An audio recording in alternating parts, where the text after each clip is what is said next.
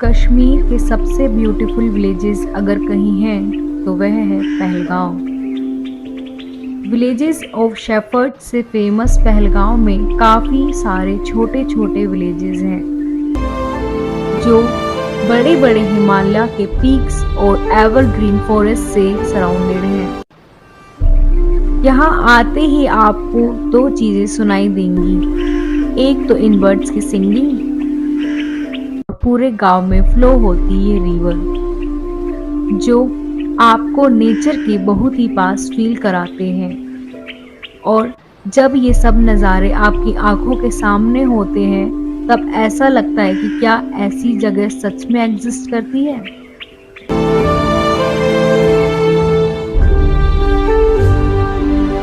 Sheshnag river के junction पर situated है पहलगांव का सबसे बड़ा विलेज लारीपुरा।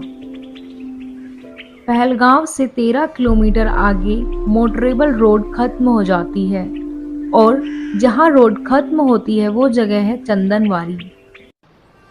चंदनवाड़ी जहां से अमरनाथ की यात्रा स्टार्ट होती है।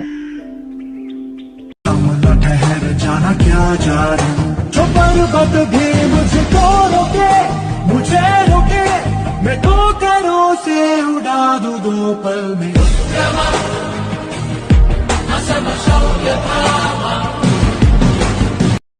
बेताब वैली लीडर रिवर के अराउंड एक काफी बड़े प्लेन एरिया में है जहां आपको ये ब्यूटीफुल ट्रीज और ब्यूटीफुल व्यूज देखने को मिलेंगे।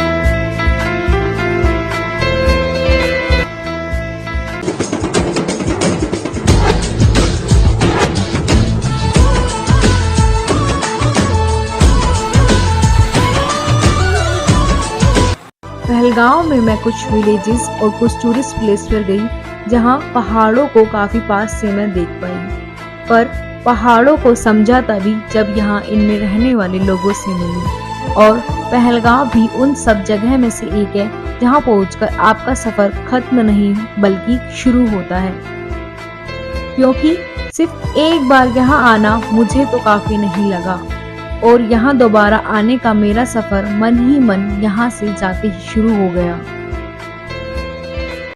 लेकिन मन में एक उलझन सी है, क्या इस जगह को मैं दोबारा वैसा ही देख पाऊंगी जैसी ये अब है। दोस्तों, पहलगांव कश्मीर में जलवायु परिवर्तन का प्रभाव स्पष्ट रूप से देखा जा सकता है। यहाँ की जलवायु में बदलाव आ रहे हैं, गर्मियों में तापमान बढ़ रहा है और सर्दियों में बर्फबारी की मात्रा कम हो रही है। इसके परिणाम स्वरूप ग्लेशियरों का पिघलना तेज हो गया है और नदी नालों का जल स्तर घट रहा है। स्थानीय निवासी अब जलवायु परिवर्तन के इन प्रभावों से निपटने के लिए विभिन्न उपायों पर विचार कर रहे हैं, जैसे पानी की अधिक कुशलता से उपयोग, वृक्षारोपण और जलवायु अनुकूल कृषि पद्धतियों को अपनाना। सरकार और संगठन द्वारा भी इसी दिशा में प्रयास किए जा रहे हैं, लेकिन प्रभावी समाधान के लिए सामूहिक प्रयास की आवश्यकता है। तो आइए मिलकर छोटी से छोटी चीजों पर अवेयरनेस फैलाते हैं और मिलकर सामूहिक प्रयास में अपना ये छोटा सा योगदान सुनिश्चित करते हैं।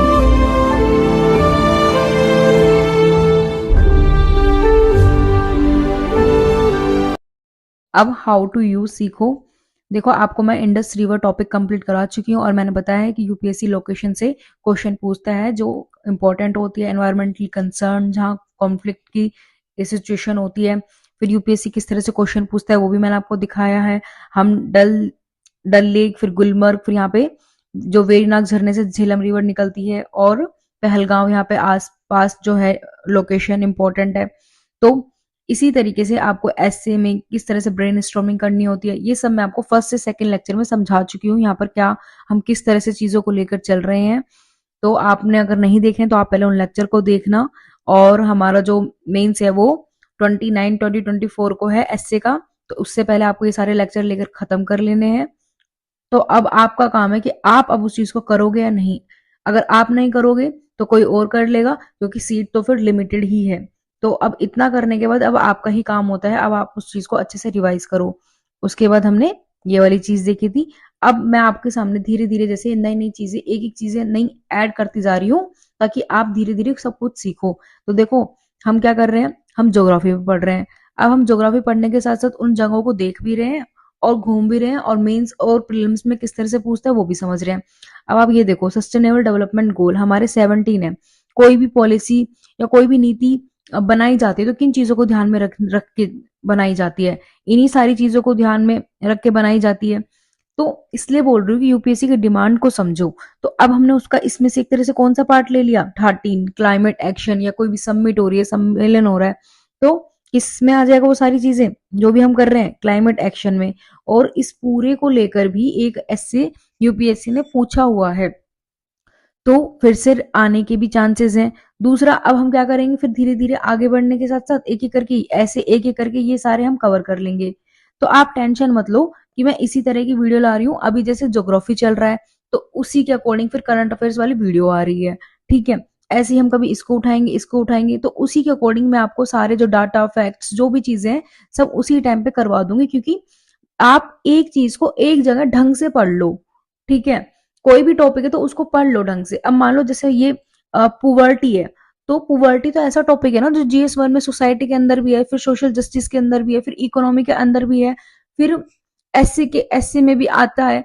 तो मैं क्या करूंगी, फिर आपको जैसे मान लो पुवर्टी टॉपिक कंप्लीट करवाऊंगी, फिर किस किस तरह से सारे क्वेश्चन दिखाऊंगी कि देखो जीएस 1 में क्वेश्चन आता है तो किस तरह से आता है, जीएस 2 में क्वेश्चन आता है तो किस तरह से, 3 में आता है तो किस तरीके से, एसए में किस तरीके से आता है। तो इस तरह से फिर मैं आपको करवाऊंगी। आपका काम क्या होगा, अगर मान लो इस तरह से हम 300-400 चीजें भी कंप्लीट कर लेते हैं, अब आपका काम है उसी को, जब आप मेंस लिख रहे हो तो उसी 300-400 को आपको 1000 बनाना है। मतलब उस 300 न्यूज को आपको 1000 जगह यूज करना सीखना है। तो इसी तरीके से हम अब एक एक चीजें आपके सामने धीरे धीरे लाएंगे। तो मैं तो करंट अफेयर्स पढ़ ही रही हूँ, मेरा यह है कि सामने वाले को हर बार बार बस ये फैक्ट कर लो, तुम ये फैक्ट कर लो, वो चीज नहीं करनी है मुझे। हम धीरे धीरे ही चलेंगे। तो अभी हम इस पार्ट को देख रहे हैं, फिर हम देख लेंगे, क्योंकि मैं तो करंट अफेयर्स पढ़ रही हूँ, मुझे पता है कि मुझे आपको क्या कराना है, और आपको इस साल तो मेंस लिखना नहीं है। तो एक ही टॉपिक को जो पढ़ रहे हो तो एक जगह पढ़ लो और बस। तो मेरा बस इतना सही है। और आपको अगर ये मेरा इनिशिएट पसंद आया हो तो आप इस चैनल को सब्सक्राइब कर सकते हो और ज्यादा से ज्यादा लोगों को शेयर कर सकते हो।